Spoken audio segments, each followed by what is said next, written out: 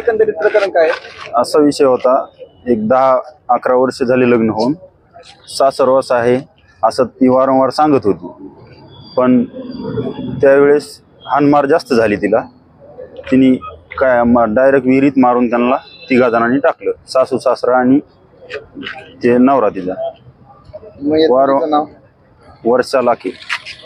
यांना काय लेकरू बाळ? एक मुलगी आणि एक मुलगा. किती वर्षाचे? मुलगी एक 6-7 वर्षाची असेल, मुलगा एक 4-5 वर्षाचा असेल. आणि तुम्हाला कळलं कधी पण यांनी? सकाळी 9 ते 10च्या दरम्यान घटना झाली. काल सकाळी? हा, काल सकाळी. त्यांनी काही कळवलं नाही. त्यांनी कळवलं 4 वाजता की तुमची बहीण सकाळपासून फरार आहे. काही झालतं का विचारलं आम्ही.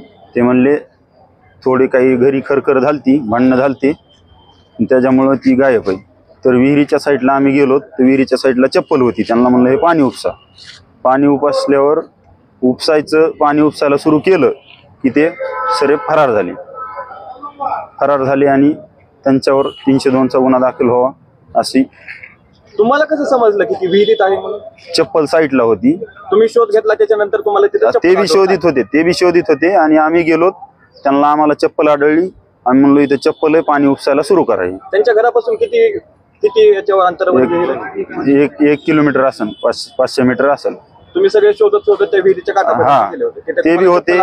हा, ते बी होते शोधायला. आम्ही गेलो, आम्हाला चप्पल आढळली. आम्ही म्हणलं विहिरीतलं पाणी उपसा, चप्पल इथं आढळली. ही सगळी घटना कधी झाली आहे? काल झाली. काल सकाळी झालेली. ते शोधत होते. त्यांनी आम्हाला लेट फोन लावला 4 वाजता. तुम्हाला 4-4:30 पर्यंत तुम्हाला समजलं? हा, 4-4:30 पर्यंत आम्हाला समजलं. सगळ्या गावकऱ्यांचं, नातेवाईकाचं म्हणणं काय? नातेवाईकाचं आमचं सगळ्यांचं म्हणणं आहे की यांना अटक केल्याशिवाय आम्ही हानमार झालेली आणि त्यांना विहिरीत टाकून तिच्या बॉडीवर मार आहे. तिला डायरेक्ट नळ दाबलेले, तिला मारून विहिरीत टाकले. त्यांचं नाव काय?